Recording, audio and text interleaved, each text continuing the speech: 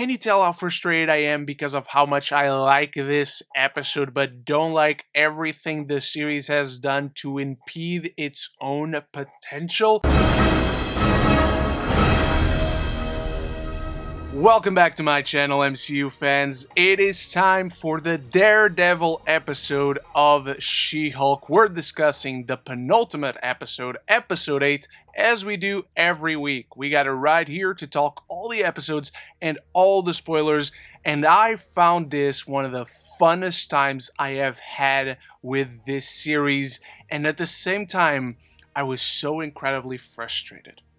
Because it feels like this show finally got a hold of its identity through and through, and we're just one episode away from the finale. So while the things that work in this episode work splendidly, they also highlight the issues that got in the way of the enormous potential of the She-Hulk series and how much they detract from Jen's story. This is such a fun episode, not a perfect episode. It's probably not even my favorite, but if this had been shown to me in isolation as a sort of proof of concept for what the show would represent, the themes it would tackle, the character journey that would give to Jen, and the MCU elements that it would bring into the fold to connect it all, I would have been so pumped for whatever this show was willing to give me. It has such a great balance of earnest emotion, but at the same time, wacky silliness with Leapfrog and the presence of Daredevil and what his character gives to Jen's arc and how much it feeds into her journey of self-acceptance. The episode's intentions are clear, with a simple storyline where Jen represents Leapfrog after he gets injured due to a malfunction in his supersuit, a supersuit made by Luke, who is also making Jen's suits, putting her in a compromise much like she was when she first represented Abomination, which the episode calls back to, tying in all these subplots together and giving them importance to the main narrative. The humor that comes from that serves not only the story, but the characters as well, and more importantly, all the characters present that are brought in and tie in to the rest of the storylines in the show and even to the wider MCU, because we get our boy Matt Murdock back, baby. Their presence in this story is important to Jen's growth. Everything ties in organically. It reminds me of how surprising it was to see Tobey and Andrew Spider-Man in No Way Home and how key they were for that narrative. It wasn't just a quick hi, emotionally quick gratifying hello and then they were gone. They actually served a purpose for the story and for our main character in their personal journey. And that's what Daredevil does here. I know we're all happy to see him. I'm happy to see him. There are so many cool moments with Matt Murdock and Jen Walters, whether it is the courtroom confrontation, their fight in the parking lot, their eventual team up invading Leapfrog's secret headquarters, not only to save Luke, but take out all the henchmen and goons or whatever you want to call them. And you want to talk about chemistry. These two just immediately click, and a big part of that is because their personalities are so different. Daredevil, Matt Murdock, Charlie Cox, he's so grounded and down to earth, still playing this character the exact same way from the Netflix show, and we even get a little sample of the theme when she first meets him. Like the gold devil. I'm Daredevil. This is what works. This is so fun to see these two together, having Daredevil carrying all the history from his adventures, and Jen has no idea what he's talking about, which is such a great meta joke within the show because she's just stepping into the world of superheroics.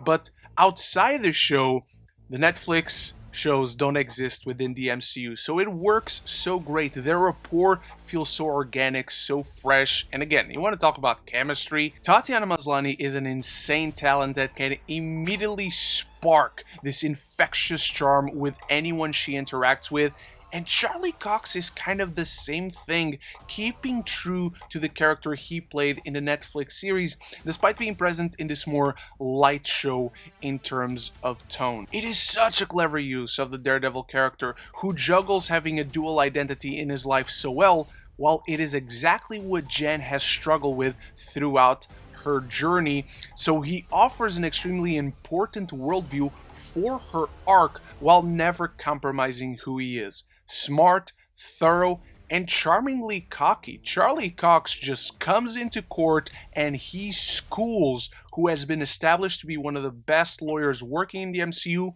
particularly when it comes to superhero cases, and he makes easy work of Jen Walters, immediately establishing him as someone to keep an eye on and validating his prowess as a lawyer. Jen is, however, forcibly written as quite a bad lawyer. I'm really not a fan of how this show wrote her as a lawyer. She does not cover her bases for this case whatsoever, does not check what fuel he was using, she doesn't check every possible contingency to make sure she could win this case.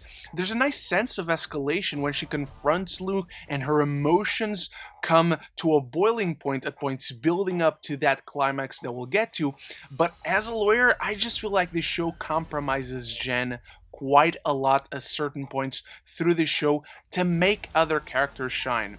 That's my biggest issue with this show, is that it never compromises the other characters from the larger MCU that come in, but at points, it feels like it's compromising Jen herself, and particularly her outer conflict with the world. I think the show has managed quite well Jen's growth to self-acceptance. The show has been doing a great job at progressively tearing down Jen's emotional walls to the point where everything in this episode, in her journey, her interactions, the way she acts around others, and even to herself, validates her growth in last week's episode. So while I think the show compromises this character a lot when it comes to her being a lawyer, I love how they write her as a Hulk, stepping into the world of superheroics bit by bit. You see in her fight with Daredevil how messy she is. She's picking up cars. She doesn't think that that's going to create a lawsuit against her, against the company, because again, she's not hiding her identity. Everyone knows Jen Walters is She-Hulk, and She-Hulk is Jen Walters. She creates a ton of property damage in that fight scene against the henchmen and goons alongside Daredevil. And as much as I like seeing them fight together, there's a part of me that is a little bit hurt, despite loving the use of Daredevil in this episode, that sees those fight scenes and they're just so blah. They're bringing in a character who is known for having some of the, if not the best fight sequences ever in the history of comic book movies or TV shows, and they just have this mundane fight sequence that it's fine. You still feel the hits when you have that sound design, but it's just not the same.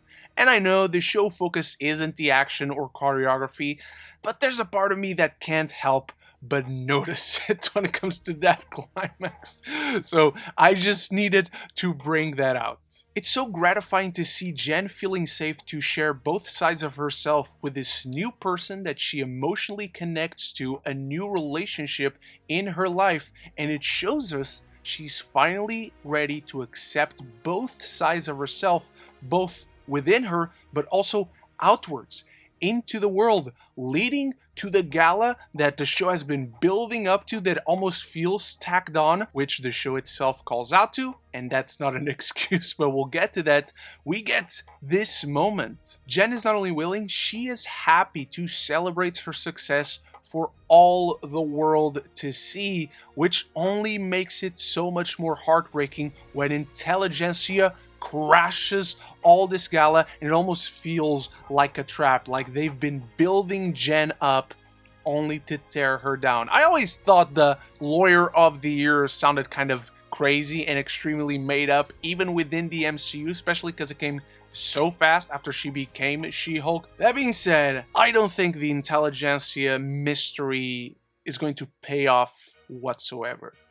There have just been way too many start and stop points with this storyline. This show throughout the past 7 episodes has kept inconsistently shifting focus to and from the Intelligentsia storyline, keeping it under this unnecessary veil of mystery, where it is such a key element of the narrative that validates Jen's fear of opening up to the world. Emotionally, it shuts her off and keeps her self-esteem low, and it never properly blended her journey of self-acceptance with that, because Jen is unaware entirely of what is actually going on. So it's a mystery that develops and unfolds very passively with no involvement or interest from our lead character. This secret group as a storyline is in its entirety a representation of Jen's outer conflict, but it never felt like the series gave it proper time to develop,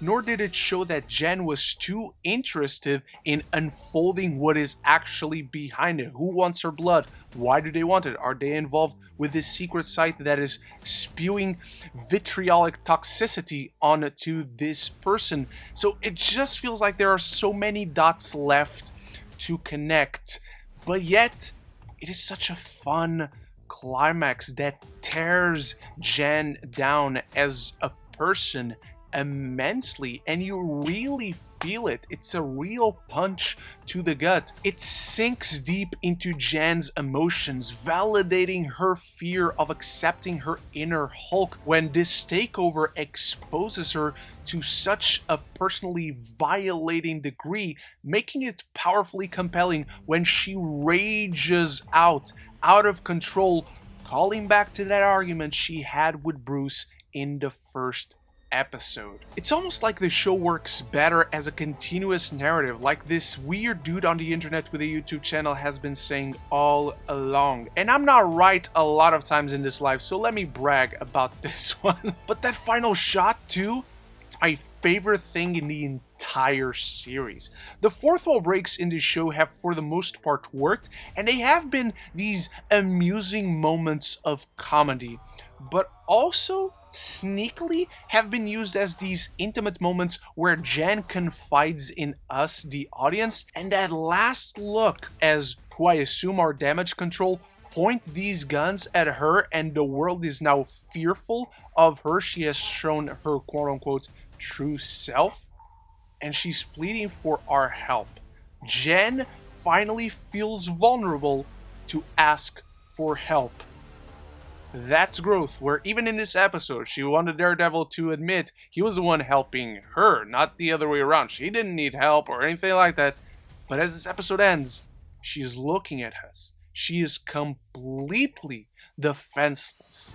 She has opened herself to the world, and what did that give her? Can you tell how frustrated I am because of how much I like this episode but don't like everything the series has done to impede its own potential? But before I lose my cool and before I dive into my final thoughts on episode 8 of She-Hulk Attorney at Law, I need you to start the conversation in the comments down below with your thoughts on this episode, on the series as a whole.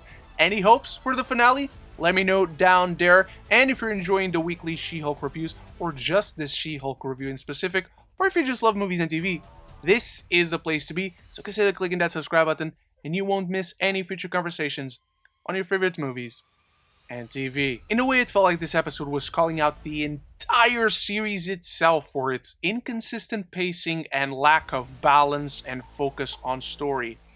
And while that doesn't negate how the exact same show and creators are to blame for all those issues that still plague this episode and are getting in the way of me getting excited or hyped for the finale and what it may deliver, it is surprisingly intelligent while still being quite on the nose. It feels true to the identity this show has created for itself, with all the things it does well, with all the things that it doesn't really do well whatsoever. She-Hulk Episode 8 finally kicks the series into high gear with clear focus on all its best elements as story threads connect, feeling weighty and important to the plot. We get superhero-focused legal cases, MCU interactions that drive Jen's growth as she steps into superheroics, and her long struggle with self-acceptance earns an emotionally satisfying resolution. But those are just the thoughts of one frustrated MCU fan. What do you make of this episode of She-Hulk? Anything and everything down there. What was your favorite part, and why was it one of the Daredevil parts? Let me know in the comments below. Thank you so much for watching, and I'll be back next week with a final She-Hulk review. Big thanks to my channel members for always supporting the channel, and until the next one, love each other and love the movies.